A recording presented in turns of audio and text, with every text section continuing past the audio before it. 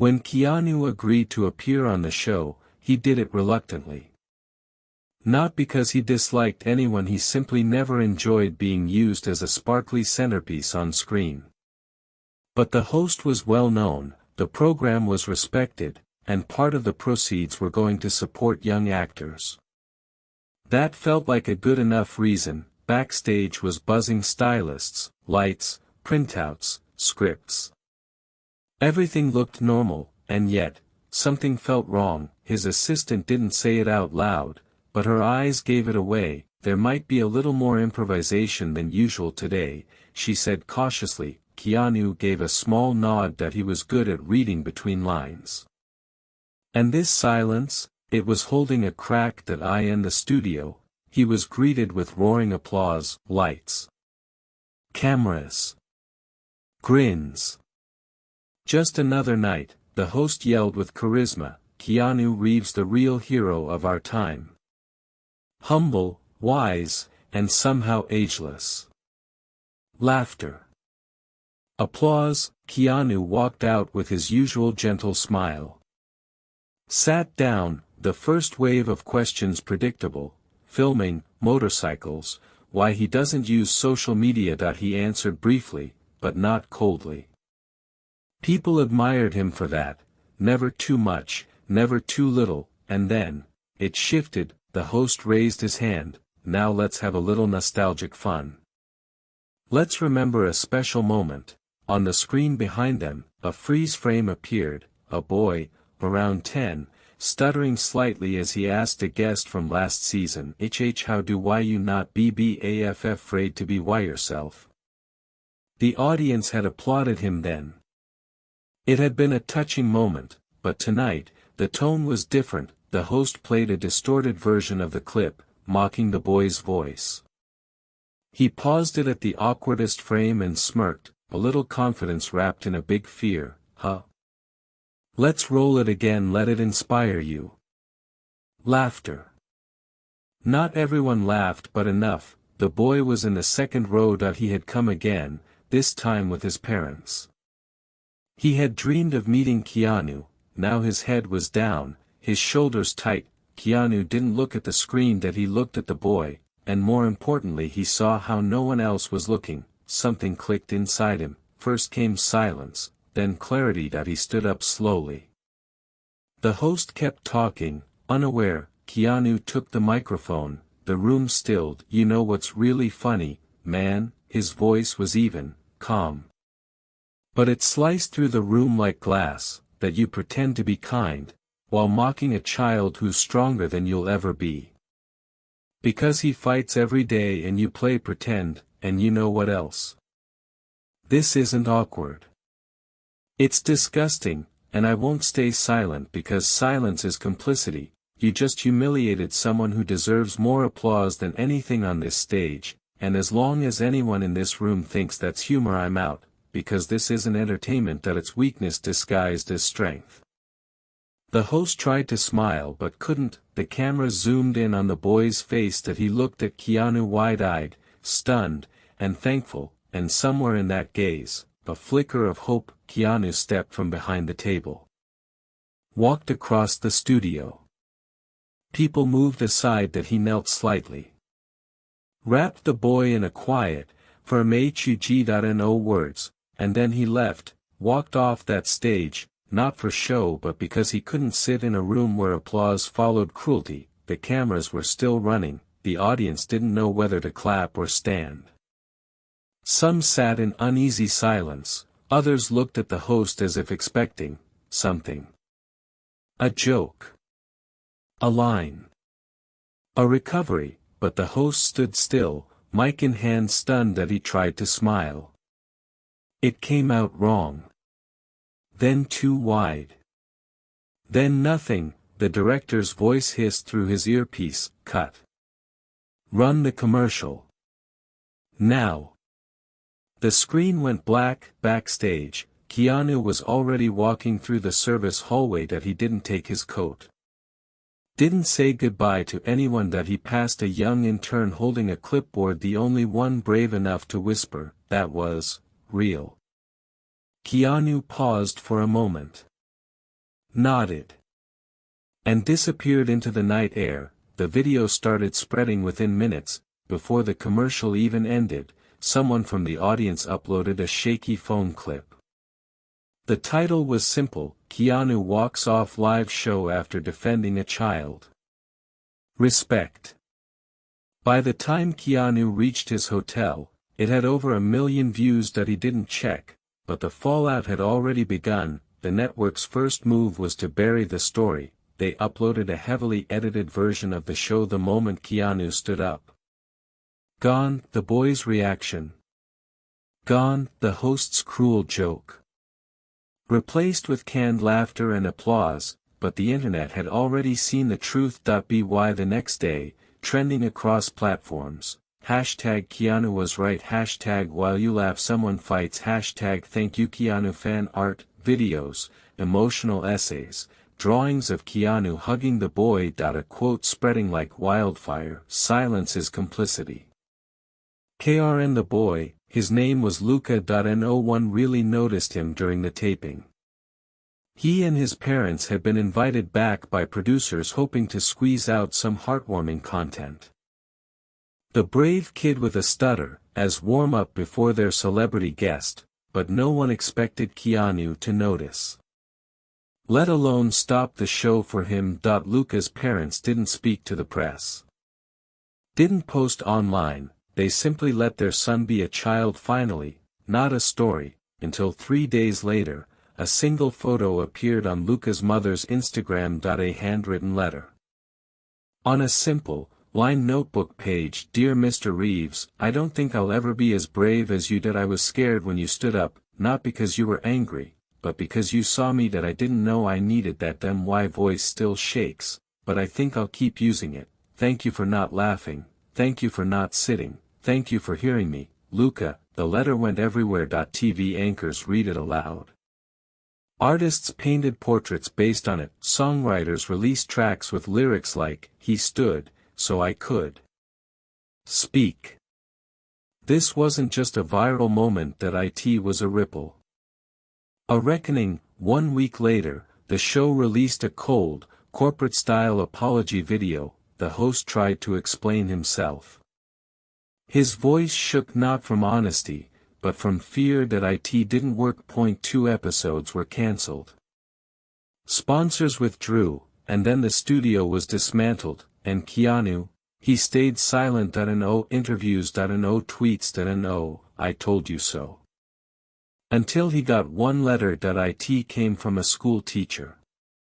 A literature class. I asked my students to write about a moment when someone made them feel seen. Out of 42 essays, 36 were about you. They've never met you, but every one of them remembered how you stood. That's what voice is.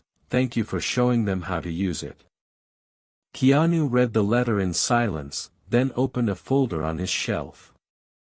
It was labeled, Letters I Never Answer, but always read. He placed the note inside. On a fresh page, he wrote 5 simple words: what they needed was silence. A month had passed, the internet had moved on, hashtags faded.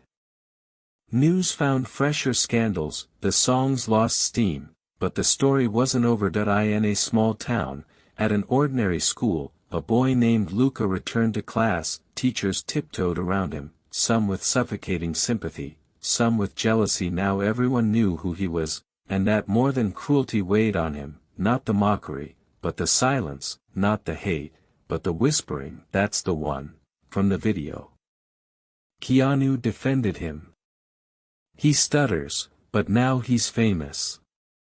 Luca didn't speak, because he was afraid that once he did they'd forget why it had mattered. Meanwhile, in Los Angeles, Keanu was back at work. A new film, meetings, routine, but every night, he opened that drawer, the one that held Luca's letter. He didn't reread it. He just touched the edge of the page. As a reminder. One day, another letter arrived at his office, not an email.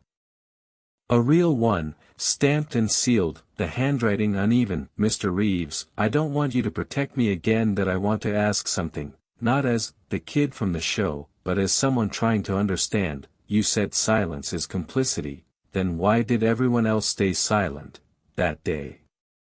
In that studio, the teachers, the audience, the crew, why did they stay quiet, and you didn't? And, what do I do when I see someone else being laughed at? What if I'm too scared to stand up? What if I don't have what you have? Does that mean I'm guilty too? Keanu sat with the letter for a long time. Over an hour, his hands clenched into fists, his eyes didn't blink. That it wasn't a child's question, that it was a scream, silent but deeper than any applause that he didn't write back. Instead he bought a ticket. No security, no publicist. 3 days later, when Luca walked into his literature class, there was an unfamiliar guest. The teacher was smiling nervously, her hands shaking just slightly. Today, she said, we're having a special reading. With a guest. The students whispered. Curious, fidgeting, and then the door opened. Keanu didn't stride in. He simply stood in the doorway. In jeans, a dark shirt. No cameras.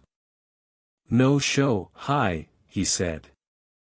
I heard someone here asked a really difficult question. Luca didn't move, but his eyes lit up. Keanu sat down, not at a desk. Not at the front. He lowered himself to the carpeted floor. I didn't come with answers, he said. I came because what you asked isn't just your question, that it's the one no one else dares to say out loud. He looked around the classroom. Why did everyone stay silent?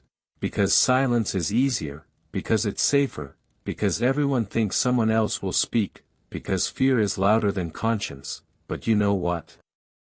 You've already done more than most adults ever will. You asked. You didn't stay quiet, you broke the silence. That's the first step. The kids sat frozen, even the teacher wiped away a tear. Keanu ended with quiet simplicity. I don't need you to be like me. I need you to be yourself and not be afraid to ask, even when the world stays silent. That's the greatest kind of bravery. That day, Luca spoke in front of the entire class for the first time. He said just one sentence. I'm not afraid anymore. And the silence that followed wasn't awkward. It was the kind of silence that only comes after the truth. 3 months had passed, the old studio stood empty. No lights. No audience. No voice. The show had been officially cancelled. Creative restructuring. They called it truth. It was fear that another guest might say something unscripted. Something real, but big networks never stay quiet for long. They needed ratings. A second chance. A fresh perspective. They launched a new show. Same producer. Different name, different host, younger, edgier, more forward-thinking. In the promo trailer, flashy slogans. Time to hear the voices we once ignored. New studio. New rules. No censorship. And our premier guest, the man who silenced the room, Keanu Reeves. Keanu's PR team saw it first, his name in the ad, his face in the teaser, his consent. Never asked, Keanu watched the promo without emotion. The same boy. The same moment, now re-edit with slow motion, dramatic music. A montage, Keanu rising. Keanu walking. Keanu silent, then Luca's face, zoomed in, frozen. The closing title, True Stories. Unfiltered. Premiering this week. Luca found out through TikTok that he saw his face again. His voice. His fear, this time without permission, and no longer with love. Now it was product. His mother held her phone and didn't know what to say. Luca said nothing. He just walked outside, and for the first time he shattered the hand-painted cup he'd made himself. Keanu didn't release a statement. He didn't call his lawyer. He got in his car, and drove not to the studio, but to the show's production office. No press. No security. The guard barely recognized him. Keanu knocked. A door opened and there sat the same producer. Calm. Smiling, Mr. Reeves. So glad you came. This is exactly what we hoped for. You're using a child, Keanu said. We're telling stories, the man replied. You created a moment. People want the rest. This isn't a movie, Keanu answered quietly. It's a person. And he inspires you. And us too. We're just sharing. Keanu stood, his gaze calm, focused.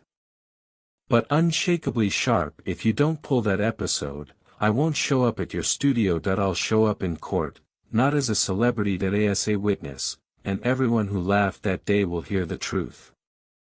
You can't stop the media, Keanu. I don't have to stop it. I just have to say, this isn't the truth. The premiere aired. But without Keanu. Without Luca.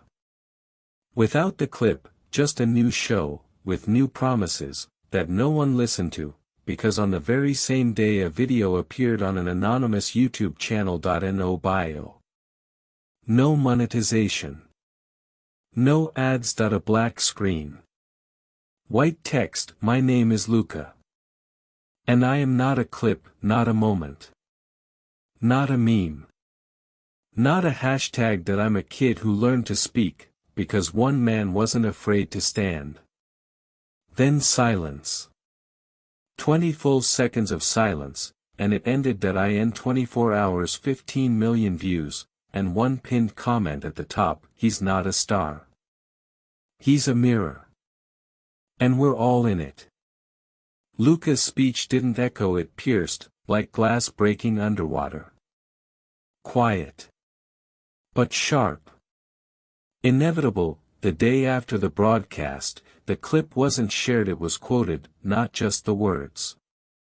The gaps between them. Teachers wrote his sentences on classroom boards, therapists printed them out and placed them beside trauma worksheets, musicians started composing around the pauses in his delivery, and online, no viral storm. No explosion, just presence. Like the way heavy rain doesn't scream, it just soaks. The studio didn't know what to do. Their ratings didn't spike, they dissolved. Their advertisers didn't cheer, they paused. That next big guest, cancelled quietly. Even the host, a polished, well-coached newcomer, didn't return. Official reason. Creative redirection. Unofficial reason. He'd watched the tape back and said one sentence in a voice memo leaked days later. I've never felt smaller in a room where I wasn't even present. Meanwhile, something strange was happening in unexpected places. In a school in rural Norway, two boys who hadn't spoken to each other in a year, one with autism, the other a bully, watched the video in class. The bully didn't say sorry. He just moved his chair closer. The next day, that was enough. In Brazil, a deaf girl recited Luca's final line in sign language at a youth poetry slam. The judges cried. In Detroit, a former radio host launched a podcast called No Laugh Track, where guests were asked one thing only: tell me what you were afraid to say out loud. Keanu watched all of this happen, from a distance. He didn't post. Didn't attend events. Didn't speak at panels, but people watched him anyway, waiting, hoping, assuming he would wrap it all up with something poetic. He didn't, because for him, it wasn't about finishing a story. It was about stepping out of the way when someone else was finally telling theirs, until one day, something arrived in his mailbox, handwritten. Again, the envelope was thick. Old paper. No return address. Inside, a folded letter. And a photograph. The photo came first. It was of a long table in a school auditorium. Around it, kids sat with microphones in front of them. No adults, just students. Speaking. A paper banner hung above. You don't have to shout to be heard. And at the very end of the table, barely visible, sat a boy who looked a lot like Luca, but taller. Straighter backed. Chin up. Keanu unfolded the letter slowly. The handwriting wasn't Luca's, but the words were about him. Dear whoever needs to read this, this isn't from Luca, this is from all of us, the ones who've lived in the pause. Who've watched grown-ups say, speak up. While laughing over us when we try, Luca didn't just make a speech that he made a space that we don't want followers that we want room, stop asking us to go viral, start letting us go normal into conversations, into decisions, into the parts of life where silence used to live. You don't need to post us, just hear us, and if you can't hear us, don't speak louder, listen deeper. Keanu folded the letter, took a breath, then did something small that he framed the photo, not on a wall.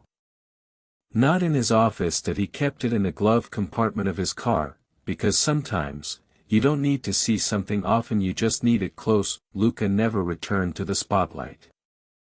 He never asked for it again. The moment passed, but what remained was not silence, it was space. A kind of gentle widening of the world. There were no victory tours, no documentaries. Luca lived quietly, as he'd always wanted. But the echo of his words kept moving, carried not on headlines, but between people. The first shifts happened in classrooms. Teachers who once rewarded speed began rewarding pause. Take your time became as common as raise your hand. And in more than one school, a chair was left empty during discussions, not forgotten, but reserved.